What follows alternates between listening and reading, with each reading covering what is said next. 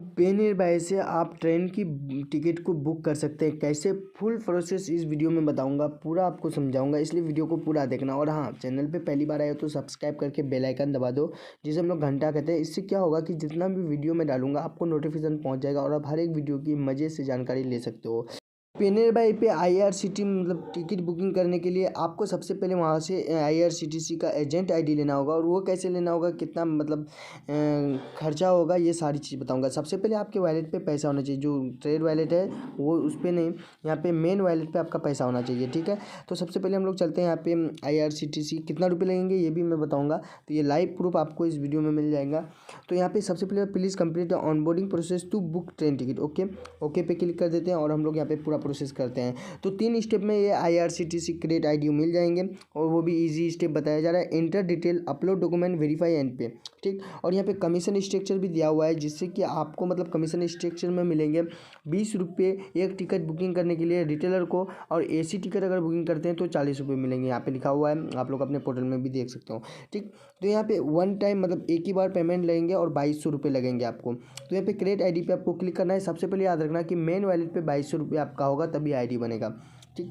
Credit ID पे click किए हम लोग। क्रेडिट ID पे क्लिक करने के बाद ये सारे डिटेल्स आपका आ जाएंगे यहाँ पे, जितना ऑटोमेटिकली आ जाएंगे, कोई दिक्कत नहीं है कि मतलब कुछ फिल करना होगा। तो अगर आप यहाँ से कुछ चेंज करना चाहते हो तो करो, नहीं करना चाहते हो तो कोई बात नहीं, सेम रहने देना। लेकिन याद रखना वैसा मोबाइल नंबर और ईमेल ID यहाँ पे रहे जो कि पहले से कोई भी IRCTC में ना हो, ठीक।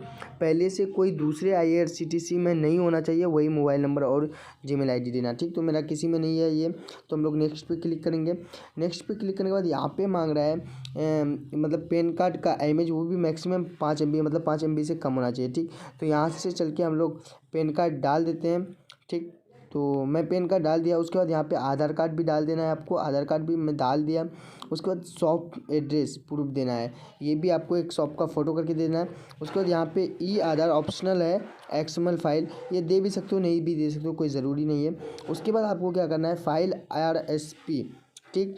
तो इसका मतलब क्या होता है, इसमें सब लोग कंफ्यूज होता है। तो आपको एक लिंक मिलेंगे डिस्क्रिप्शन पे, उस लिंक को आपको क्या करना है कि खोलना है और वहाँ पे एक फॉर्म मिलेंगे, मैं फॉर्म दिखा देता हूँ। तो उस लिंक में आपको कुछ इस तरह का फॉर्म मिलेंगे। वहाँ पे क्या करना है आपको कि नेम, टर्मिनल ID में आपको पे नियर बाय का मोबाइल नंबर, उसके बाद आउटलेट नेम में देना है आपको मतलब इसका, और उसके बाद यूनिक मोबाइल नंबर जो कि आप IRCTC में दे रहे हो और वो किसी IRCTC में पहले से ना हो, तो वो मोबाइल नंबर देना है। उसके बाद ईमेल ID देना है, परमानेंट एड्रेस देना है, शॉप एड्रेस देना है, ठीक। ये सब एड्रेस देने के बाद आपको इसको वहीं RSP में लगेंगे, ठीक। तो यहाँ पे आना है और आपको फिल द RSP पे क्लिक करके और यहाँ पे अपना एक हाफ फोटो, जैसे कि गैलरी से दे सकते हो, कहीं से गैलरी से एक फ़ोटो दे दिया। उसके बाद हम लोग सिंपली नेक्स्ट पे क्लिक करेंगे, ठीक। नेक्स्ट पे क्लिक करने के बाद क्या होगा कि यहाँ पे वेरीफाई एंड पे में, तो ये सब फिल करने के बाद आपको नेक्स्ट पे क्लिक कर देना है। और नेक्स्ट पे क्लिक करने के बाद यहाँ पे आप लोग फिर से देख लो कि मतलब कोई दिक्कत तो नहीं है, कुछ गलत तो नहीं है।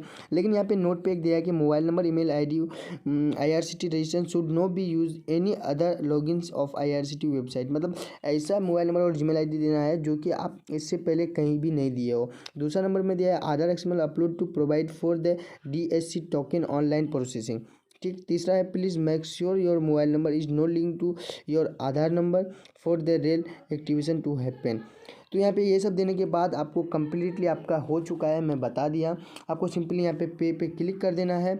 यहाँ पे जैसे कि मैं कर देता हूँ, पे क्लिक करने के बाद आपका काम कंप्लीट